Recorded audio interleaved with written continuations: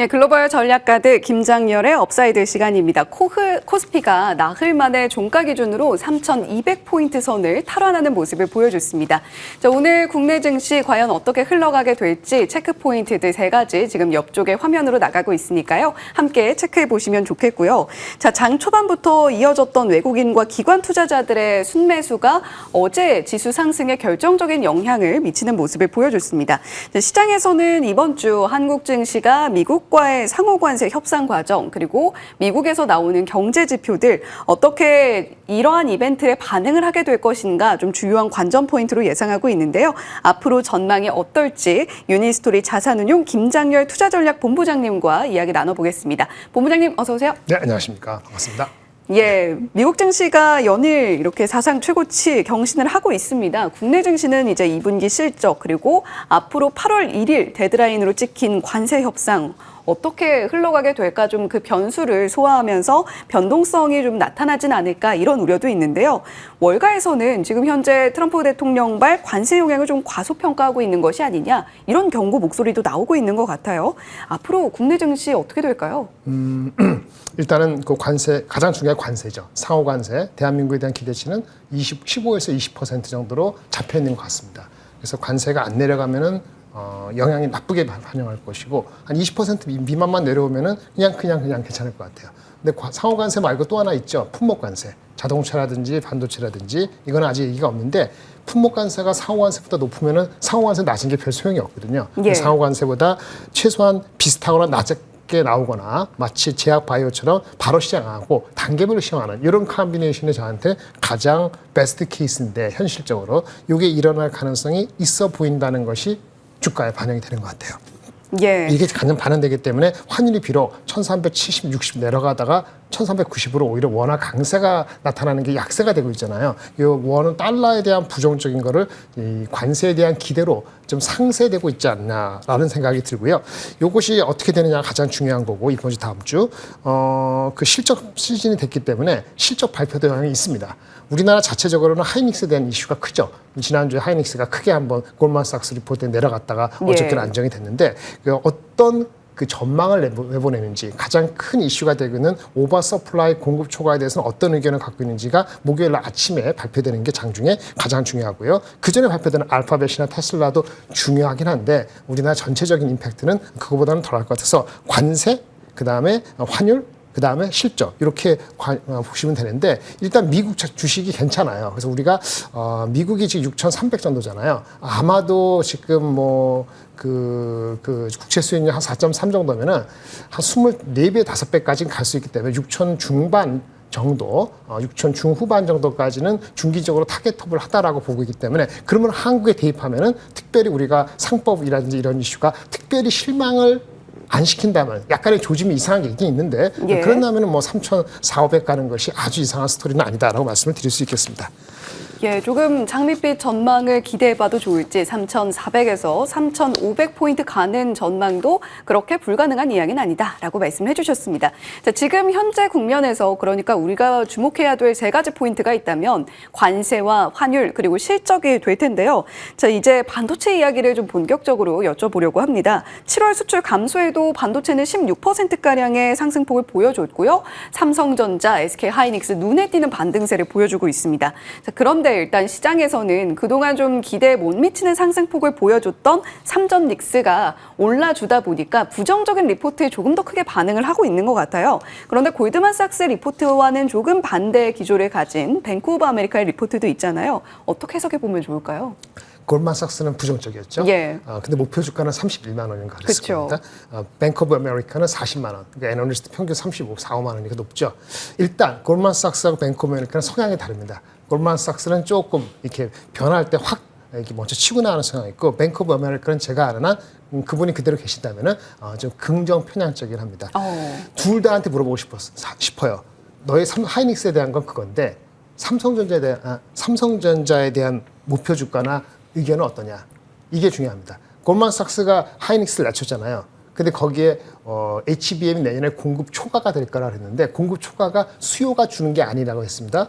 수요가 준다면 엔비디아나 다른 게 망가지겠죠. 뭐 예. 수요가 주는 게 아니면 공급이 늘어나는데 공급이 늘어나니까 삼성, 하이닉스, 마이크론밖에 없는데 하이닉스가 1등인데 하이닉스, 삼성전자, 마이크론이 늘어난다는 거잖아요.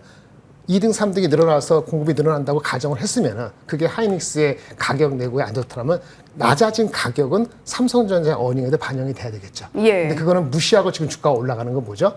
삼성은 그거 말고 다른 게 있을 수 있다. 뭐 자사주라든지 아니면 뭐 파운더리라든지 억눌렸기 때문에 민감한, 긍정적에 민감하다 하는데 그것도 한계가 있을 겁니다. 지금부터는 68,000원, 28만 원에서는 어디가 싸냐고 물어보면은 내년 이익에 대한 전망치로 따졌을 때 PER을 하면은 삼성전자가 11배고요. 하이닉스가 6배입니다. 그걸 따면 삼성 하이닉스가 싸죠. 그렇죠? PER 훨씬 싸니까. 예. 반대로 PBR, 자산 순자산 가치로는 삼성전자가 이제 갓 1배가 넘었습니다. 하이닉스는 이제 1.45배입니다. 그러고 보면 삼성전자 싸죠. 어떻게 보냐에 따라 다른데 중요한 건 삼성전자는 아직까지는 기대감이 더 많이 반영되고 있다라고 말씀을 드릴 수 있겠고 둘 간의 골드만삭스하고 뱅크 오브 아메리카 각각의 의미를 들은 게 아니고 걔네들이 삼성전자에 대해서 어떤 균형적인 시각을 갖고 있는가에 따라서 타당성 여부는 판단될 것 같은데 지금은 좀 지켜봐야 되겠고요. 가장 핵심인 반도체 공급 초과 여부는 아무리 빨라도 9월 이후이기 때문에 그 전까지는 자기 성향에 따라 사고 팔고 할 것 같습니다. 예, 반도체 종목들 과연 우리가 삼성전자, 하이닉스 이 투톱으로 이야기되는 부분을 앞으로 어떻게 좀 가져가게 될 것인가 그에 대한 이야기를 들어봤습니다. 자, 지금 삼성전자의 저점이 좀 높아지고 있는 상황들을 어떻게 바라볼 것인가에 대한 해석도 함께 전해주신 것 같은데요. 최근에 HBM뿐만이 아니라 삼성전자에 대해서 주가가 올라오고 있는 부분은 HBM 외를 둘러싼 삼성전자의 토양이 함께 영향을 미치고 있는 것이 아니냐 이런 이야기도 함께 전해주셨습니다. 자, 그렇다면 지금 뭐 반도체 수출이 계속해서 늘어나고 있는 현상에 대해서는 저희가 어떻게 좀 포인트 잡아볼 수 있을까요? 그 반도체는 우리나라 시총이 가장 큰 거잖아요. 그렇죠? 반도체 시장에서 반도체가 시가총액을 차지하는 비중이 삼성과 하이닉스만 합해서 25%입니다. 다른 거 합하면 35%예요. 이렇게 보시면 됩니다. 반도체에 대한 어떤 그거는 이렇게 보시면 돼요. 크게 우리가 조방변이라고 하는 게 있었고 삼성이 올라오기 전에 그 다음에 최근에 상법 관련되는 그런 섹터가 있었습니다. 이런 섹터에서 힘이 부족하면은 반도체 좀만 좋게 하더라도 반도체적으로 쏠림이 일어나고요. 반대로 그런 그 관세의 좀 무풍지대 관세에 대한 우려가 아직까지 남아있다 그러면 조방변이 중간중간에 튈 수 있습니다. 그런 수급의 변화에 따라서 삼성전자, 하이닉스에 대한 수급이 조금 더 좌우될 것 같아요. 그런 측면에서 지금은 어느 섹터를 한쪽에 몰기보다는 좀 골고루 가는 밸런스하는 것이 맞다고 보고요. 한국 시장은 아까 말씀드린 것처럼 많이 빠지면 3,000, 그렇다고 빨리 올라가지 않으면은 3,400 정도가 일단은 목이다. 이런 생각으로 밸런스드 믹스 되는 게 중요하고 삼성 하이닉스에 지나치게 몰두하는 거는 그다지 수익성에서는 지금부터는 그다지 많은 도움은 안 될 수도 있다는 거 말씀드리고 싶습니다. 예, 그렇다면 반도체 외에 우리 시장을 이끄는 주요한 섹터 중에 하나인 2차 전지에 대한 이야기를 좀 여쭤보려고 합니다. 2차 전지 이제 좀 진바닥을 잡은 것인가 이러한 분석들도 나오고 있고요. 그리고 무엇보다도 수급이 빈집 중에 빈집이었기 때문에 2차 전지 이제는 오를 일만 남았냐 이런 질문을 던지시는 분들도 많으신 것 같아요.